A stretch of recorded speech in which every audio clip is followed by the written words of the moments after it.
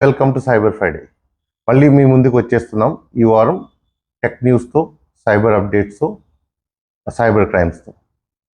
ఈ వారం major initiative Indian cyber crime coordination centre along with department of telecommunication 17,000 WhatsApp అకౌంట్స్ని ఎవరైతే cyber criminals use చేస్తున్నారో south east ఏషియాలో ఓవర్సీస్ కంట్రీస్లో వాటిని బ్లాక్ చేయడం జరిగింది. సో దట్ మన ఇండియన్ సైబర్ సెక్యూరిటీని స్ట్రెంథన్ చేయడానికి ఇది ఒక గొప్ప ఇనిషియేటివ్. బెట్టింగ్ యాప్స్ ధనదాహానికి ప్రజలు బలవుతూనే ఉన్నారు. రీసెంట్గా తెలంగాణలో సింగారం గ్రామానికి చెందిన స్వామిగౌడ్ అనే 35 సంవత్సరాల యువకుడు ఎన్నో సంవత్సరాలుగా తన పాల వ్యాపారం చేసుకుంటూ తన 2 పిల్లలతో కుటుంబాన్ని సాగిస్తున్నాడు. సడన్ గా అతను ఆత్మహత్య చేసుకోవడం జరిగింది.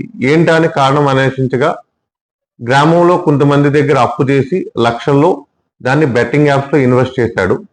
సో ఆ డబ్బు పోగొట్టుకోవడం వల్ల ఏం చేయాలో తెలియక ఈ మధ్య తరగతి యువకుడు ప్రాణాలను బలిగొన్నాడు.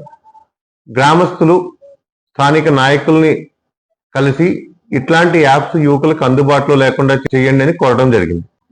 డేటా బ్రీచ్ ప్రపంచంలో ప్రభుత్వ మరియు ప్రైవేట్ రంగ అతిపెద్ద సంస్థలకు ఈ డేటా లీక్స్ అనేవి జరుగుతూనే ఉన్నాయి. ఇది గత కొద్ది సంవత్సరాలుగా కంటిన్యూస్ గా జరుగుతూనే ఉన్నాయి. ఈ సైబర్ నేరగాళ్లు ఈ డేటాని ఈ సంస్థల నుంచి కాజేసి దాన్ని డార్క్ వెబ్ లో, డీప్ వెబ్ లో సేల్ చేయటం, దీని ద్వారా ఆ యూజర్స్ ఫిషింగ్ మరియు సోషల్ ఇంజనీరింగ్ అటాక్స్ గురి కావడం జరుగుతూనే ఉంది.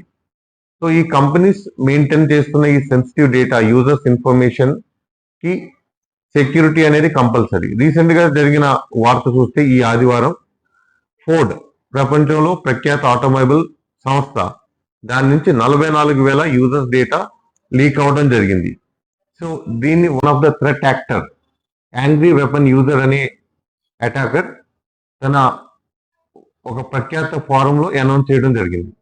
రీసెంట్ హెడ్లైన్స్ బిజినెస్ స్టాండర్డ్స్ లో ఏంటంటే, మన భారత పౌరులు ఎవరైతే ఈ కామర్స్ ప్లాట్ఫామ్స్ ని, ఆన్లైన్ మనీ ట్రాన్సాక్షన్ యాప్స్ ని యూజ్ చేస్తున్నారో ఆల్మోస్ట్ 135,000 మంది పైనే గత 6 నెలల్లో, అంటే జనవరి నుంచి జూన్ దాకా. సో ఈ 6 నెలల్లో 135,000 మంది ఫిషింగ్ అటాక్స్ గురవడం జరిగింది. సో ఇది ఒక వార్నింగ్ బెల్. పెళ్లిళ్ళ సీజన్ మొదలైంది, పెళ్లిళ్ళ సంబరాలు మొదలైనవి, పెళ్లికి ఆహ్వానించే విధానం మారింది.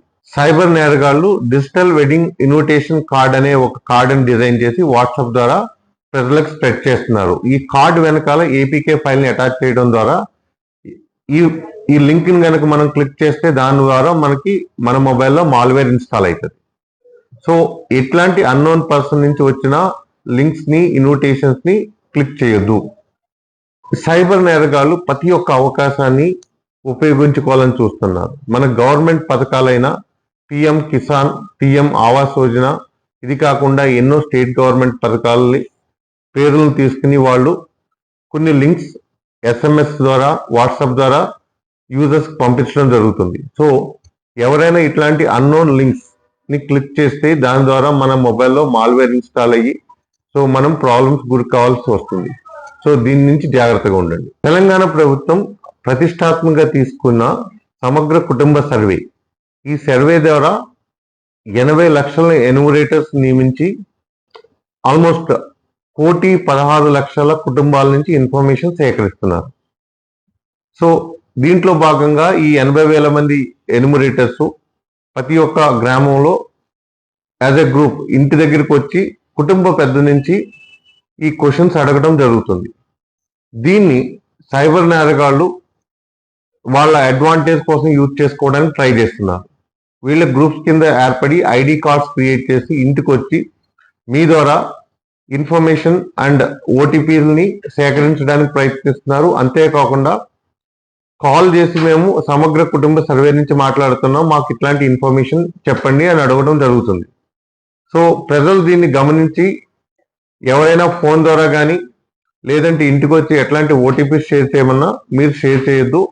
కేవలం ప్రభుత్వ నియమించిన ఈ ఎన్యూమరేటర్స్ కే మీరు ఇన్ఫర్మేషన్ షేర్ చేయండి. మరికొన్ని కొత్త న్యూస్ తో ఈ సైబర్ ఫ్రైడే ప్రోగ్రాంలో మళ్ళీ వచ్చే వారం కలుద్దాం.